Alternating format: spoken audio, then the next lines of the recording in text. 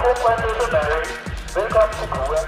Vi er vældig glade for dit besøg, men vil gerne fortælle, at vores hverdag herude langt fra er fedt.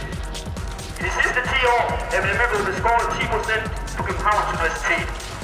Det betyder, at vi har fået færre undervisningstimer, mindre vejledning og færre lokaler herude på humaniora. Vores uddannelser er simpelthen blevet dårligere i en tid, hvor veluddannet arbejdskraft er virkelig vigtigt for Danmark. Derfor vil vi opfordre dig og alle andre til at gå med i den store demonstration den 2. oktober på Rådhuspladsen kl. 15:30. Demonstrationens budskab er: stop nedskæringerne, start investeringerne.